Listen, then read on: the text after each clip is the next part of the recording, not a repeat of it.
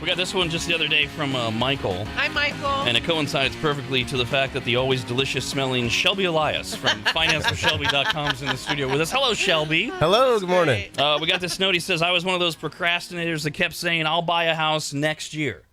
12 years later, my landlord decided to take advantage of the housing boom, said he would give me first option and gave me a week to get back to him, and gave me a 60-day notice to vacate. This is something Shelby's been talking about the last few visits, about the possibility, if you're a renter, of buying from your landlord. Well, this guy gets smacked with it in the face, because you've talked about, hey, call your landlord. You don't ever know what situation he might be in. So this time, the landlord got proactive, said, what do I do, says Michael? I know, call Shelby. I love this line. If rich people like Rob trust him, then maybe I can too. Says I was immediately contacted by Eric Elias. I'm assuming a brother of Shelby. Who's this Eric Elias? That's my brother. How old? Is he older or younger? That. He's younger, yeah. He's 29. Has he always been part of your company? Pretty much my entire ecosystem like revolves around my family. Oh, I just love that. Michael says Eric is a very nice, respectful agent, but most importantly, prompt, and always got back to me very quickly. Will you kick his ass if he doesn't do that? Because as a regular boss, you can't do that. But he's your brother. Can you kick him outside? Exactly. Yeah. Way harder on my family. Says Eric pulled my credit. It was not so great. They came up with a list of things to pay off. I went to work. After a lot of back and forth, I was able to raise my credit with all three bureaus 60 to 98 points. Damn. Nice. Wow. Congrats. Then came time to make an offer on the house. My landlord was cool, gave me an offer $45,000 below current market value. That's something, right? That's one of the big benefits. 45 grand off. Damn. Wow. Says we didn't have agents to pay, right? Because usually you're paying 6% commission on this, 3 to 3. And I have lived there for 12 years, so I know every fault of the house. I jumped on it.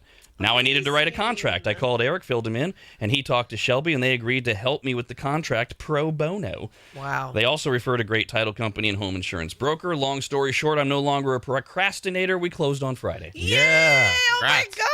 I want to thank Eric, Marcia, Shelby, and the rest of United Wholesale Lenders for all of their help in a very stressful time, and will absolutely be using them again to refinance later down the road. So, so we got renters. We got renters right now. Maybe they want to buy, and they're like, housing market. I don't think so. But again, because you've talked about it before, it's worth at least a phone call you say to your landlord. Absolutely. And this is kind of how you protect yourself in this kind of uncertainty that we're in right now, right? People are always wondering, like, well, is the market too high to buy?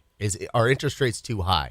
Well, there's no better time than to work with a true professional that understands the market, that has your back, because you want to put yourself in those situations where you protect yourself.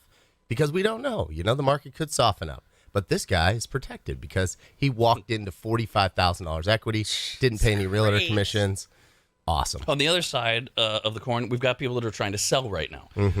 And the housing market is slowing. It's not crashing. It may be leveling off. We don't know yet. But when it comes to selling, a lot of people take for granted the broker they're using and how their house presents. I think you used the phrase, your house is on a job interview. Yeah. And so that's why a broker is really important. What exactly, what should they be looking for? You've got a ton of brokers that you can refer people to. What should a broker be doing if they're trying to sell their house? Yeah. So you want to present your home in the best way possible. So you really want to find somebody that's very well connected, has, a huge network of other real estate agents, but also has an eye for design and knows how to make your house look the best way possible. So on an initial consultation, what we do is we go over with the client what their budget is to be able to renovate their house enough to make it the most presentable, right? So like if it was going on a job interview, do you want your house to show up wearing sweatpants, or do you want your house to show up looking like they, just shopped at Nordstrom's?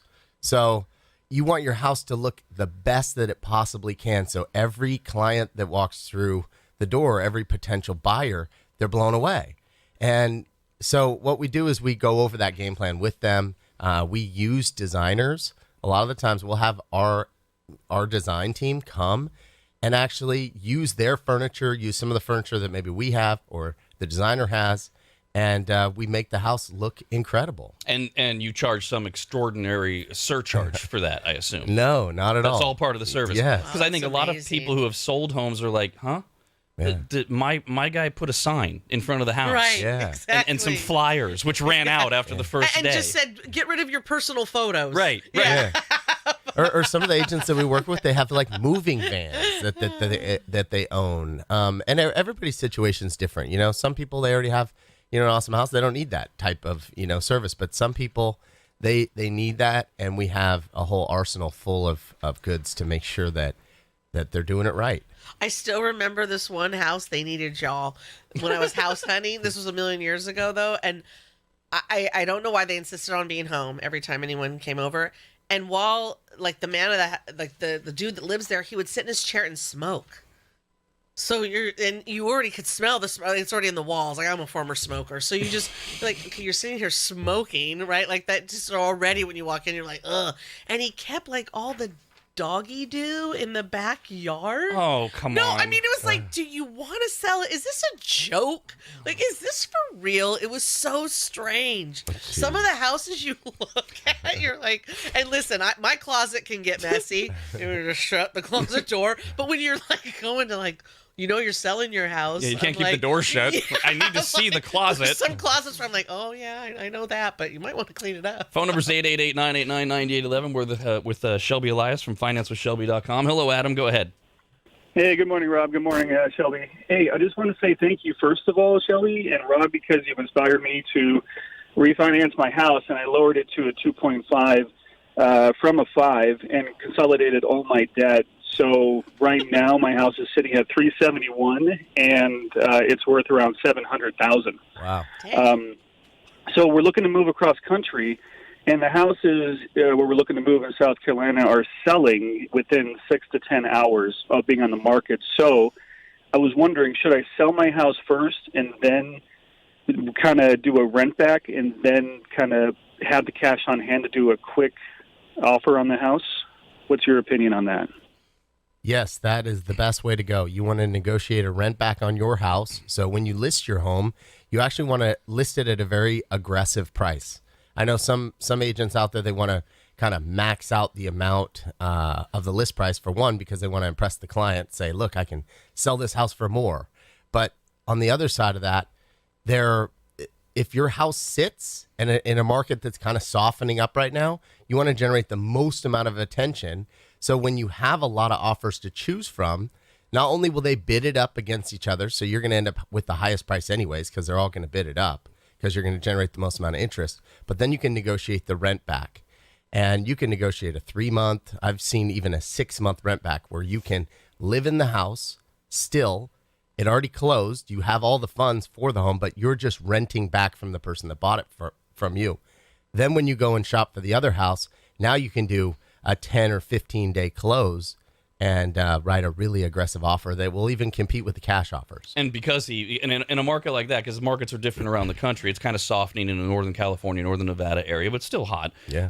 But in South Carolina, if we're literally looking, and that's not unheard of, half a day, something's on the right. The more cash you have, the more attractive that is to the seller. Yeah. Bigger down payment, things like that. So if he's got the cash and he can go back and say, I got $300,000 to put down, things like that, right? Yeah, and they want to know that you're not contingent upon selling your house because you already sold it.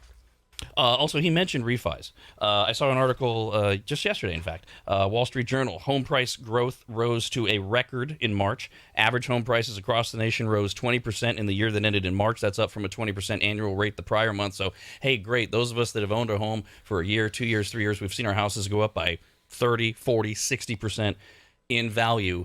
Are we done with refis, though, with the way rates are going and soaring through the markets? I mean, should people still be talking about refinancing? Mm-hmm, yeah, so the ideal candidate right now for a refinance is somebody that's in an FHA loan. They have maybe an interest rate in the high 3s or 4s because they're still paying monthly mortgage insurance. And so even if you take a higher interest rate and get rid of your mortgage insurance, it still might make sense. Another person, too, is somebody that maybe wants to get rid of their mortgage insurance and take cash out, because at that point, it's still gonna make sense. So there are still several refinances. There's a lot more home equity lines of credit. I met with a woman yesterday who was a listener, and she came in and said, look, I want to invest in some other properties. I want to be able to have some money sitting on the sidelines in case there are some better deals in the real estate market. So she wanted to take cash out. So then that way she had the cash sitting there for if anything, if a better opportunity did present itself or the market did soften up, she can capitalize on that opportunity. So we did selling. Now we've talked a little bit about refining. Let's go back to buying. You and I always talk about timing the market. Everybody wants to time the market. Well, Bloomberg yesterday, Connor Sen wrote an article that says the housing market has turned. We're looking at a cooling off period, nothing nastier. But the conclusion for would-be homebuyers is be patient, wait and see how much the market will loosen rather than rushing in now at the first sign of improvement. He says a couple things. First of all, the market is softening. There are going to be more homes for sale a month from now than there are today. He says the overall economy is showing signs of weakness and interest rates are starting to decline again. Mortgage rates fell to a 1-month low this week. How do you react to all that? Yeah, so this is great information. So I just sent somebody a message. I hope he's listening because I sent him a message because I was totally truthful with him. I said, hey, look, you're in your price range right now. I would not recommend you going out and just trying to get into contract, paying a little bit over what your comfort zone is. I think that you should sit on the sidelines and wait. And then if the market kind of softens up a little bit, like we think that it will, then maybe you can get a seller credit and you can negotiate the seller to pay your closing costs. You can negotiate a little bit better deal. He didn't like that answer. So he went out and, I literally told him yesterday, I'm like, look, man, I'm telling you that this is your best move. But what they're saying in that article, interest rates did start to slow a little bit over the last 2 weeks, which is a good sign. I still think that they will go up, a little bit more. But it's a good sign because hopefully we're starting to curb this inflation and they don't need to raise them as fast. Now, when they're talking about the market slowing, what that means is it's shifting from a seller's market to a buyer's market. So where we weren't seeing any sellers budge at all, they're like, nope, sorry, I want your highest and best offer. I'm not giving you any credits for anything. I want you to buy this house as is. Now their tune's going to change a little bit. And they're going to go, okay. And that the good houses that are prepped right are going to sell. And some of the other ones are going to sit for longer. And they're going to have to be more aggressive. They're going to have to lower their price. So we are starting to see a shift. We're right in the middle of it. And anybody that's listening now, I mean, this is a very good insight on exactly where we're at in the market. We got this email from Michael. Hey, He Michael. says, my wife and I are looking to buy a house. We've already been in contact with Shelby. My question is, do you deal a lot with Schedule Fs? We are farmers and don't show too much income on our W-2s. Any help is appreciated. Yeah. I don't. Your best bet is to go through like a Farm First credit union or one of the farming credit unions. They'll have the best products. Again, always honest. Literally says, no, I can't. Here's the better way to help you. Love that. Yeah. Hello there, Dale. Go ahead. Good morning, Rad Radio. Hey, what's up? I'm a veteran, and a buddy of mine just did an IRRRL, and he said he recommended it to me. I wanted to hear what Shelby's opinion is on the Earl refinance. The Earl refinance is great for veterans. One of the things that you want to consider is if you have VA disability, then you can get rid of your VA funding fee, which is awesome. But if you don't have VA disability income, you have to pay the VA funding fee. So you want to analyze what is your current interest rate and what is the interest rate that you're going to receive, and what is the savings. And then you're going to analyze the savings versus the cost and see if it makes sense. So that's something that we can break down together. But I think that it's a great avenue for all veterans. Hello, Matt. Hey, good morning, guys. Hey. Shelby, I got a question. I bought a condo in Tahoe, a vacation condo in Tahoe about a year and a half ago, and it's worth almost twice what I paid for it. I don't really want to Airbnb it, but I want to do something with it. What do you think about, what would you do? Is it something you'd sell, or I thought about doing maybe a half interest, maybe splitting it half with somebody and having them pay my mortgage off and then sharing the ownership with somebody. What do you think about that? Can I ask a quick follow-up question? Matt, why don't you? Yeah. What's your objection to Airbnb? That was my initial thought, but then I fixed it up and made it my place, and I just don't want anybody going in there tearing it up. I don't know. Okay, I asked because I know you're a big proponent of that, Shelby. Yeah, and there's different ways to protect yourself on that. What you could do is you can list on Airbnb's platform at a very high price and kind of demand that premium. It's going to shake out anybody who's not, like anybody that would actually trash the place. Like They're not Kyle. going to pay that much. Yeah. I would have my friends do that. I would not be any part of it. It's not going on my credit card. So yeah, I think that there are ways to be able to protect yourself more on Airbnb. You can also look for and only allow people to book that have good reviews. You can also call and vet them out before. So there are definitely ways to prevent the wrong person renting your Airbnb. But on the other side of that, I think it is a really good idea to be able to do some fractional ownership. My house in the Tahoe Keys, that's what I do. I split it with my business partner. And we do let some people stay there, but we have separate sheets and everything. So the cleaner has a cabinet in the garage full of all of my stuff and then full of all of his stuff. And when I'm going to be coming up, she takes all my stuff out, preps the whole house, puts it away when he comes up. So I think that there are ways that it still feels like it's your home with being able to split it with somebody else. Potentially back to a refi, and you tell me. Another thing that's going on right now is we are back to consumer borrowing, surging inflation, gas prices. People are still demanding, I'm going on vacation, I don't care. In fact, households are behind on payments for car loans, credit cards, personal loans. In March, total consumer credit leaped by $52 billion, almost exclusively credit card balances. Whoa.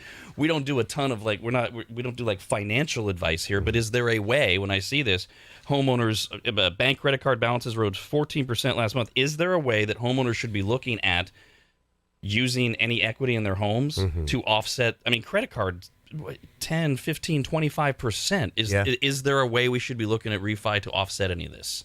And that's primarily what's getting raised right now. When the feds meet to raise rates, it's raising your credit card rates. Oof. So, yes, I would look at doing a home equity line of credit to pay off your credit cards, because it'll leave your first mortgage rate in place. So if you have a 2.8, then you leave that there. Then you do what's called a home equity line of credit, which allows you to pull a line of credit all the way up to 80% of whatever your value is.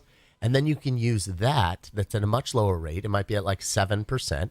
You only pay as you go. So if you pay off $10,000 worth of credit cards that are on a 15, 20% rate, now you only have a 7% rate on that.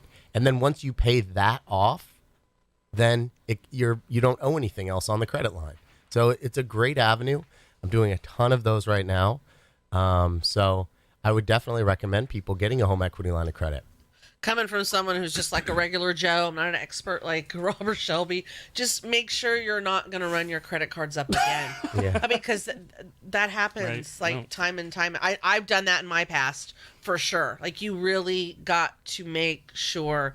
Oh my God, because that's just painful. It's just painful when that happens. That's why you see it in sitcoms all the time. Yeah, people think, all right, now we can run this back up. Yeah, and you get so mad at yourself. It's just, don't do it. We got this question from Glenn. Hey, Glenn. He says, I own a home in Lake Tahoe I live at part-time. I have a great rental history through Airbnb the last several years that more than pays for my current mortgage. My question is, how much value does that add to the home price, having a very profitable vacation rental history?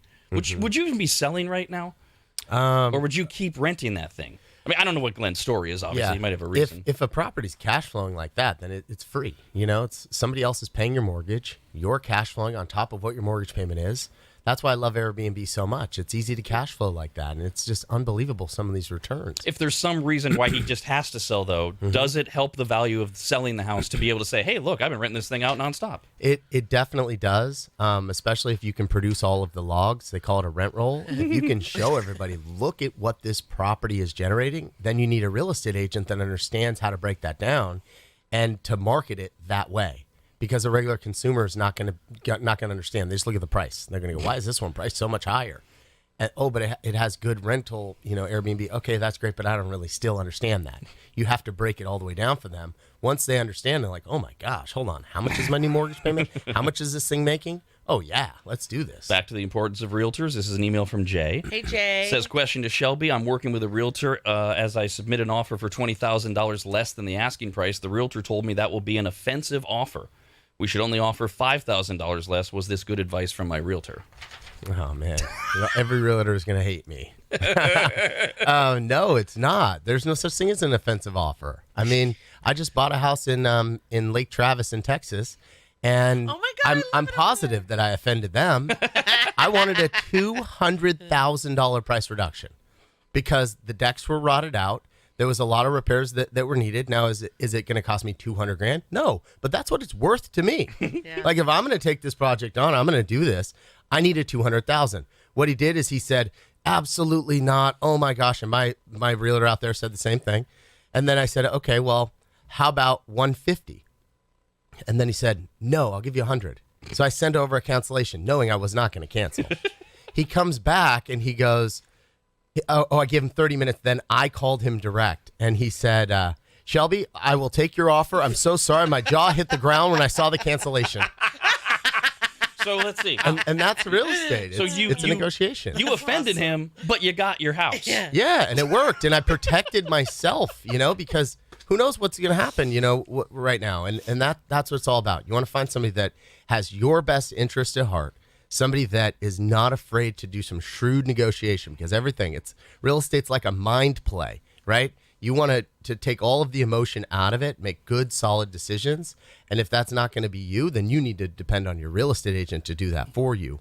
And people have to realize that a real estate agent who says, well, $20,000 less is offensive, he's also doing the math in his head on his commission.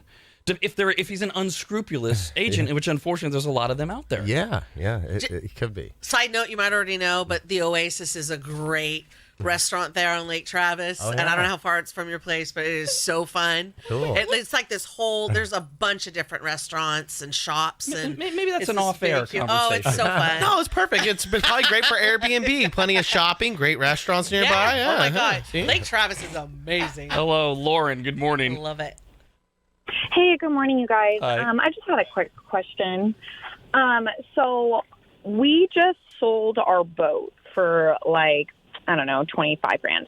And we want to put it into the backyard, but it would be nice to have a little bit more to put into the backyard. So I'm wondering, should we refinance? We bought our house a couple years ago for $550,000, and I think it's worth around $8,000 now. So This would be the perfect chance for you to pull a home equity line of credit. So you don't touch your first mortgage interest rate. You just get a second, and then you only, pull maybe $20,000, and then you can use that towards your backyard. So yeah, I would do a home equity line of credit on that. We also got this email from Debbie. Hi, Debbie. It says our 12-year-old son was diagnosed with cancer in January of 2021. We were looking to reduce our bills due to the financial strains of having a son with cancer and the extra unexpected costs associated with staying in the hospital for long periods of time during treatment or side effects from treatment. I wanted to send a shout out to Shelby and his team. They processed our refinance not only so quick, but really took the time to work with me because my son was in the hospital at that time. There was no stress involved. Thank you, Shelby, for your guidance, patience, and fast processing to help us in reducing our mortgage payment. Our son is in treatment through June 23, and we're saving $300 a month, which has helped tremendously. That's amazing. I remember her. One of the things we've been talking about a lot lately, which is kind of screwed with a lot of people's minds, is that you are pro reverse mortgage because a lot of people are like Tom Selleck, You see that commercial? You're like, and there are is this right? I literally know people over 65 who have gone to their financial advisors who have said reverse mortgage, don't do it. You say there's no reason not to do it. Yeah, I think that it's a great avenue. It's a great retirement plan, especially right now where you have a lot of equity. There's a lot of misconceptions, though. People think, well, then I'm not going to own my home anymore. The bank owns my home. I'm signing my home over. And you're not. You're not at all. It's a very simple concept. You'll still have an interest rate associated with your loan. You still have a monthly interest payment that you're paying. But instead of you paying it, like you pay your mortgage, it comes off of your equity. So if you owe $100,000 and your payment's $800, then now you owe $100,800. And every month your balance goes up. So it eats away at the equity position in your home. Okay. Now, what if your home goes up in value? That's fine. You still have the equity. You still have the control. At any time, you can refinance out of it. You can also, if you do pass away, your heirs get the home. at whatever the value is. And do they There's get no- all that extra debt that they've been building up? Well, so say you owed $100,000 when you passed away, and your house is worth $300,000. Then your heir can go and sell the house. They're going to pocket $200,000, or they can refinance the home into their name and keep it. So it's no different than any other, home. So you can't find a negative. Well, here's the negative: is most of the time people are in their 80s, right? And their heirs, the kids are looking at it like, well, hold on, this is the only asset my parents are going to leave to me. So if they are eating away all the equity, then they're eating into my inheritance. I'm dead serious. That's what most people are thinking. They're like, man, I don't want them to do that. Right. Oh my gosh. So there is a lot of negative connotation with that. Now, one of the things too, is that on a reverse mortgage, there's two different routes you could take. You can take a fixed rate and it's fixed, or you can do an adjustable rate. The adjustable rate is like it's a home equity line of credit, basically, for the equity in your house. It allows you to continue to pull. Your value goes up. You pull more money. You can pull large lump sums, but your interest rate's adjustable. Those are the best for a homeowner who maybe doesn't really have any heirs. They're not worried about that. They're because the interest rate is adjustable forever. You could eat away all of your equity. But you'll never be kicked out of your house, no matter what. So we got a lot of people who have parents of a certain age who are hearing this for the first time, and then you're going to be doing a free seminar about reverse mortgages coming up, and get, I assume, more into detail on this. Correct. Yep. All right. So kind of debunk it. It's Tuesday, June 21st. At Sun City, Lincoln Hills. Now, can somebody like 40 years old show up at your seminar? Absolutely. Because they want to listen for their parents? Yeah. So anyone can show up. It's free. They don't have to be residents of Lincoln Hills, Sun City, anything like that. No. All right. Nice. And they can expect an hour of your brilliance kind of thing? Yeah. And people on site to help, things like that? Yeah. All right. So it's Tuesday, June 21st, 10:30 to 11:30, because, what do we tired people have to do on a Right, Tuesday at 10:30? Well, and before dinner. Right. Well, and they're done listening to our show. And they're thinking, what are we going to do before dinner, which is at 2? So we'll go my see God. Shelby. Yeah, you should want what's best for your parents. You But should. You know what? If I found out anyone was expecting, I'd be like, it's actually going to go to a dog shelter. Sorry. Hello, Maria, good morning. Hi, good morning. My question for Shelby is, with the market shifting, where does that put buyers like myself, where I need to sell my current home in order to get the most out of it to put down on the next house? So it's all relative when you're buying and selling, because when you sell, so if you sell in a high market, then you're buying in a high market, right? So as long as you're selling and rebuying, I wouldn't be too concerned with it. But what I would do is I would price my listing more aggressive, because the last thing you want is for that listing to sit on the market, especially when the market's kind of softening up. You want there to be a lot of interest. So make your house look awesome, better than the other listings, then price it a little bit more aggressive, let multiple offers come in. And then, when you're buying your next house, also think, along the same lines is, if you kind of sit on the sidelines or you wait for a house that maybe they did list it a little bit high, then go in and negotiate aggressively towards that person, because they're starting to read the headlines too. And they're going to start freaking out. Why did my house not sell in 30 days? Oh my gosh. Right. Remember, it's all in negotiation. It's all played on emotions. So if somebody's house has been sitting there for 30 days, try to put yourself in their shoes. What are they thinking? And that's how you can score yourself an even better deal. Back to the negotiation and the story of your $200,000 lowball office and offer in Lake Travis. Ashley says, when you asked for $200,000 less than the asking price, how did you know the deck was rotted? Did you put in an offer, and after the inspection you lowered the offer? Yeah. Okay, that's a great question. Yes, I was in a multiple offer situation, okay? Austin, Texas is one of the hottest markets in the country. And this wasn't something that I just did like yesterday. I did this about 40 days ago. So it was even hotter back then. And what I did was it had a huge deck on the back. So I already knew that there's no deck in the history of decks that comes back without pest repair, right? Every deck has pest problems. So I already knew going into it, okay, this is a massive deck. Decks are very expensive. Now, am I necessarily going to replace that deck? No, but I knew there would be some repairs that were going to be needed. Now, another thing to consider as well was they already fell out of escrow once. Ooh. So now I know that the seller's in a position where they're going, oh, shoot, I can't have this thing fall out again. So what I did was I said, okay, I'm going to go ahead and write my offer, do what I need to do in order to get it accepted, and then I'm going to do my inspections, and I'm going to let them start to count the money that they're going to make, right? Because that's what they're thinking. Like, okay, yeah, we got multiple offers, and this is great. And then I got all of my inspections done, so literally I'm out of the hole now, like a couple $1,000. And then I just hit them with a massive request, and they're like, whoa. Hello, James. Go ahead.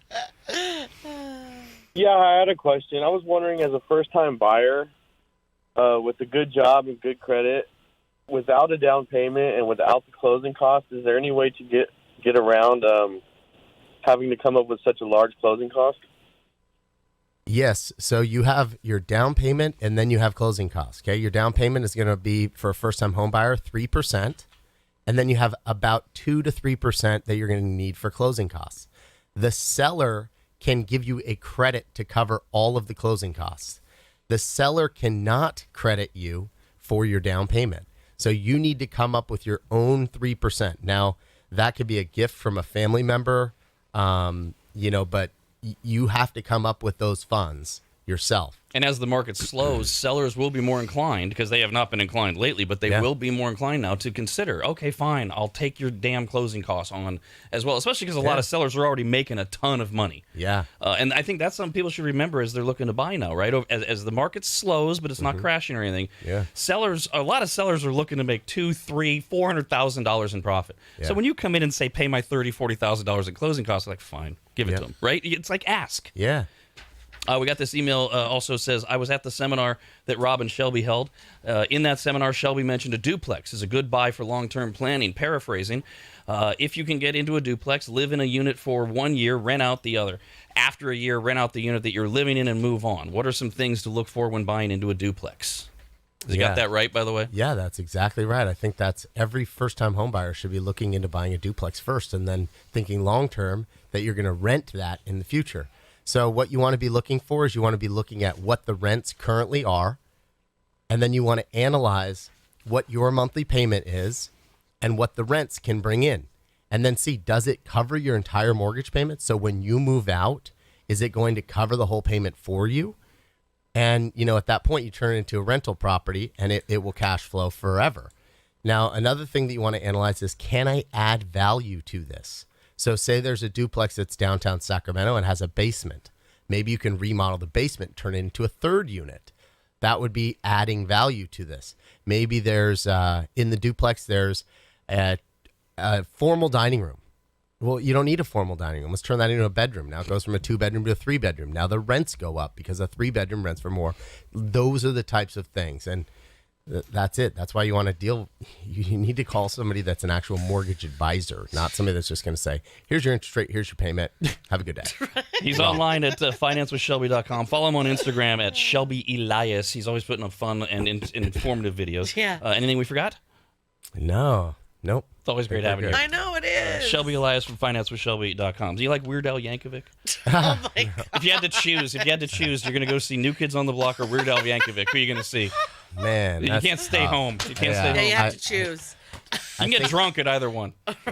I think I'm seeing New Kids on the Block. All right. We got to play Master Movies right now. The winner gets to choose. It's New Kids on the Block tomorrow night with Shelby or...